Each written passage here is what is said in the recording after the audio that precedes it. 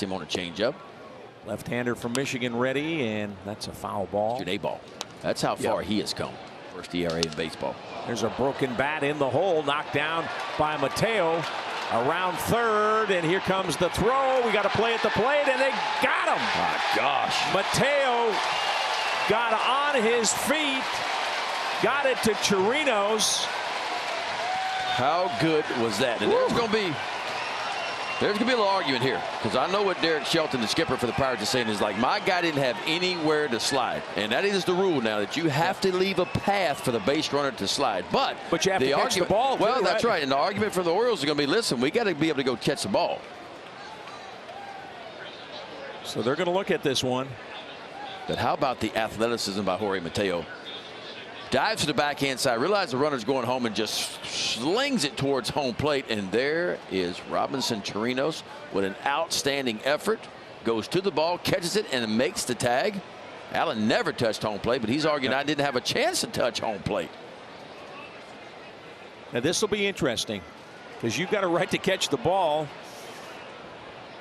Yeah, and what they're teaching the catchers, my understanding is, they cannot set up in the path. Now they can move at the last second to the path of the ball to try to be able to catch it and receive it, but they cannot begin to set up in the path. Well, on that angle, Ben, you could see Chirinos set up almost in the right-hand hitter's batter's box a little bit and then slide back. Yeah, to me, this is a very gray area. It is. It is. That last point is a very pertinent one.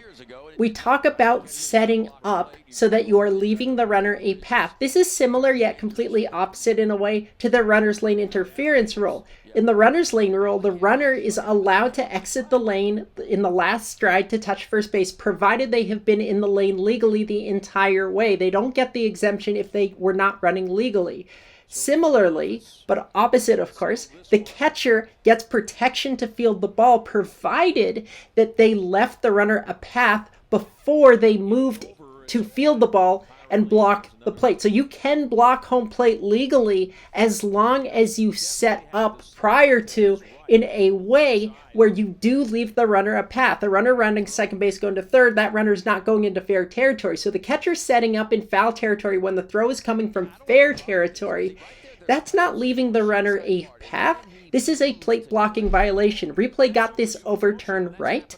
And one final note on that overturn as well is that if a plate blocking violation is called, the runner does not actually have to touch home plate. Because of the catcher's illegal positioning or obstruction, the runner is awarded a touch of home plate. So looking again, the catcher sets up illegally, and that's why the blocking is illegal. Had the catcher set up legally and made the same movements to receive the throw, that block would have been legal and the runner would have been out.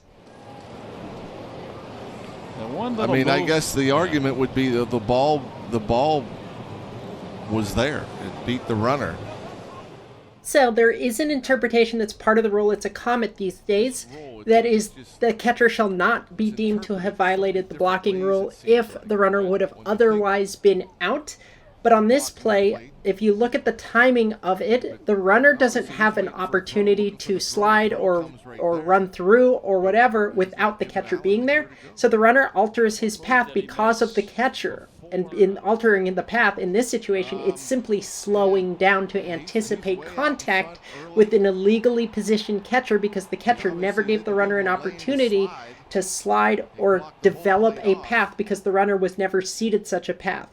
If the ball got there early enough that the runner never would have had that calculus enter his head, then regardless of whether the catcher sets up, the runner is out, but the ball only got there at the last second, well after the runner would have been able to initiate a slide had the catcher been positioned legally. When you think they're blocking the plate, I mean, but obviously he's waiting for a throw, looking for the throw. The throw comes right there, but he's not giving Allen anywhere to go. Here we go.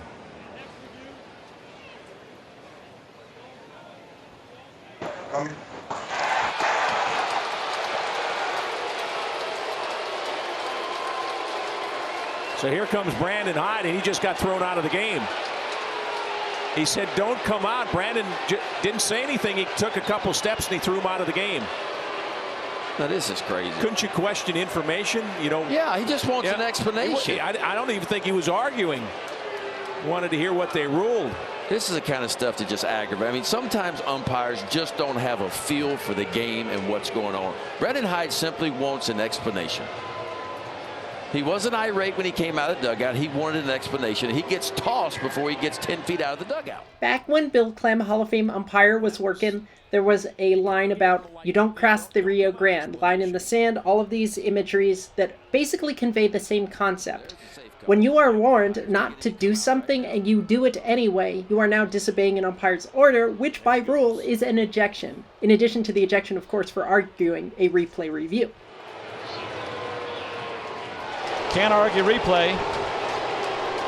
And Ron Coppola said, don't come out, and he threw him out of the game. You can't argue replay.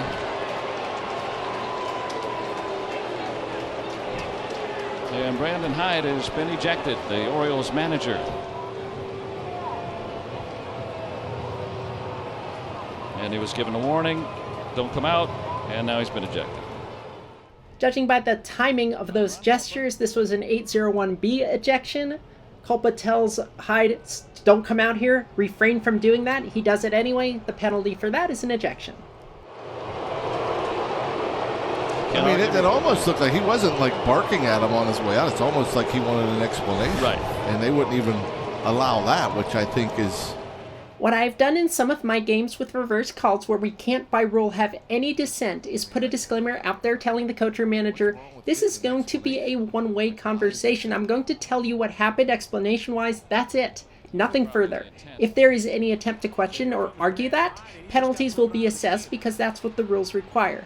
For the most part, this works pretty smoothly, but there's such a slippery slope in even opening the door to dialogue to a place where a question the coach thinks is entirely reasonable by rule actually is not, and all of a sudden you have a blow-up. MLB, I guess, wants to head all of that off by just saying you can't come out here on a replay, period. For the game and what's going on. Brendan Hyde simply wants an explanation. He wasn't irate when he came out of the dugout. He wanted an explanation. He gets tossed before he gets 10 feet out of the dugout. And that was... He kind of gave him like, yeah, don't come out. And Brandon took like one step and he was gone. He crossed the Rio Grande.